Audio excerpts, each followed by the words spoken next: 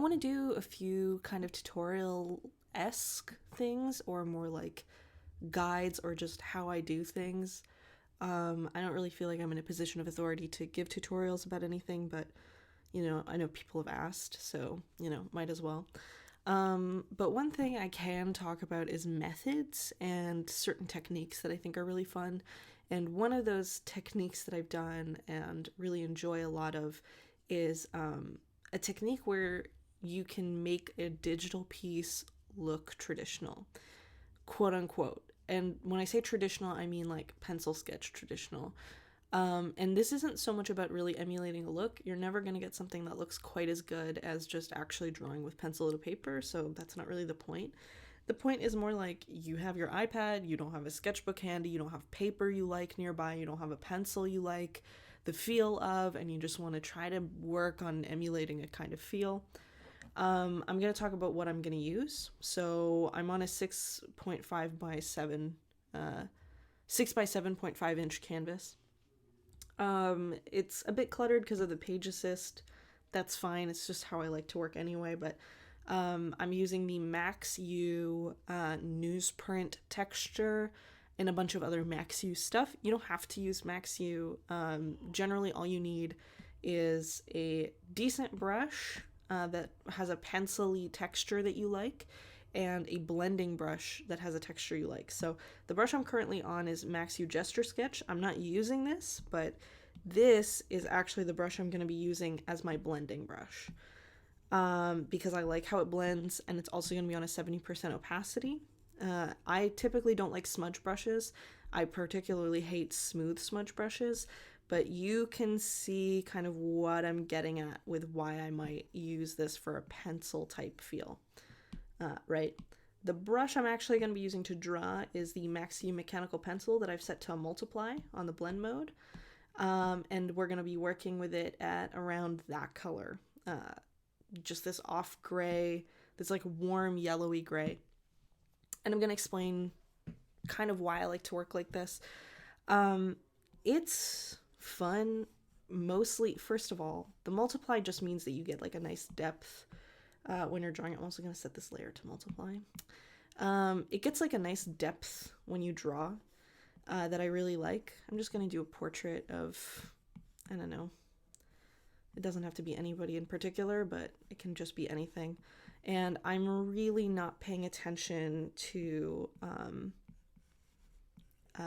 anatomy or like how clean the sketch is. It can really just be me laying down the groundwork for later stuff. Part of the whole deal is for this beginning sketch, you just want to kind of lay down whatever you're working on, no big deal. Okay, I hate this sketch. So again, I've deleted that sketch just because I didn't really like where it was going, and a good thing to do is that if you just hate where something is going, you don't need to force it, you can just start over, it's not a big deal. So I'm not worrying too much about stuff like sketch lines or messiness for reasons that'll become clear in a couple moments. So what I'm going to do is I'm going to take my blending brush and just start to go over areas with it. Not hard enough that we're losing all of this work. I would equate this to kind of almost going over things with a kneaded eraser and then drawing back over them to add more detail, to reintroduce detail into the piece. What I really like about this is that you can really start to build depth when you work like this. So again, it's not gonna like look like a pencil drawing, like a traditional one. At least not all the time. Like I've certainly gotten comments on drawings I've done like this asking whether they were digital or traditional, mostly because I just work digitally most of the time. So, and typically I get in the mood when I start looking at a bunch of traditional art, but I just don't have the supplies on hand that I'd like to use to make any.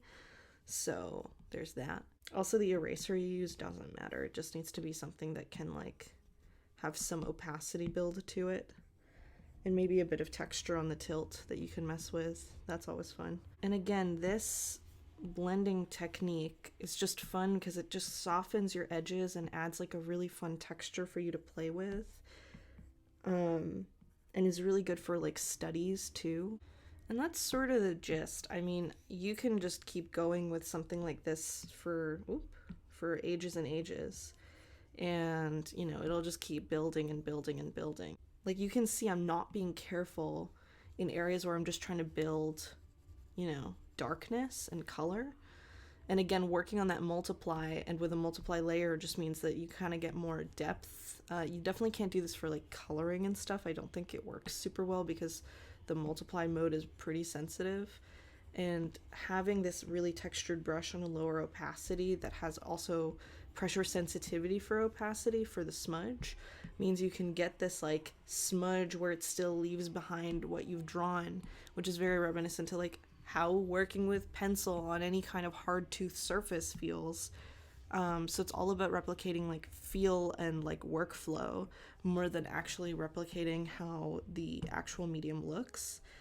So I will show you real quick.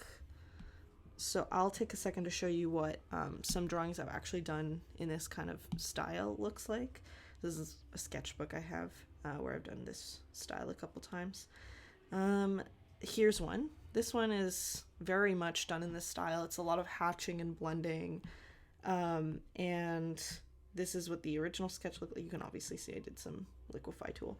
And then this is, I think, an earlier version of that sketch.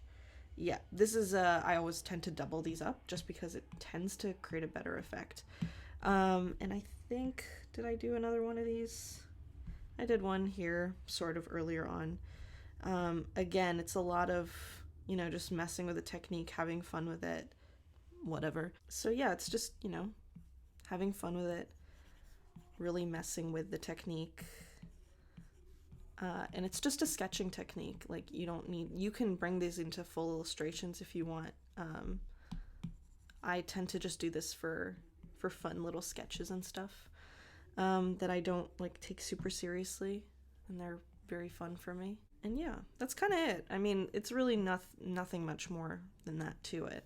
Most of this is just like, you know, and then you flip horizontally, and then you're like, okay, where are my anatomy problems? And that's when you liquify and go crazy, because liquify is the best digital art tool there is. I'm not joking. That's not a joke.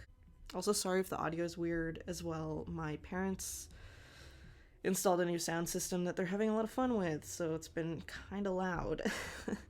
But good for them for having fun on New Year's Day. So, you know, this is the technique. People asked me to do a little video about it, and I did. So, have fun with it. Enjoy. It's very fun. You don't need to use the brushes that I specifically mentioned. All you need is a good pencil brush that you like. You can find tons of them for free. You don't need to buy the Max ones, even though honestly, if you're gonna buy a brush pack, the Max packs are really, really good and worth your money in Procreate. And all you need is a good textured pencil-y smudge brush on a 70 or lower percent opacity for you to mess with. That also has opacity settings. The pencil brush is best applied if it's, you know, if it's a darker, the pencil brush is best applied if it's, you know, this off gray, and also set on a multiply mode on both the layer and the brush. And that's kind of the gist. That's kind of the whole gist of the brush and the technique. I mean, it's just a process of adding and blending and adding and blending and adding and blending, and only really resorting to using your eraser for like major corrections.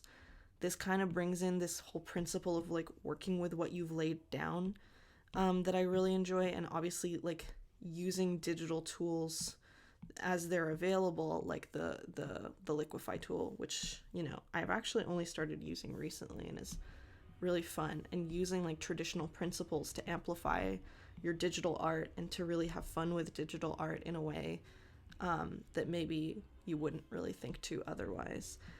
A lot of digital art, in my opinion, is learning how to transition from traditional to digital so that you're working with the medium as it is and not trying to force traditional stuff onto it, and then later on, once you've kind of dealt with that and know how to work with digital as digital wants to be worked with, bringing in these skills and this knowledge and like fun techniques and stuff that you learn in a traditional setting, and trying to like merge the two spaces together while also taking advantage of all that traditional and digital both have to offer. Anyway, yeah, that's the technique. This sketch is not technically finished. I could probably work on it more for another 10-20 minutes or so, probably not more than that, because again, this is a sketching technique. I don't really tend to like spending too much time on a sketch. I think it's kind of a waste of everybody's time unless I'm really that in love with it. So yeah, thanks for watching. I hope that helped with something. So cheers.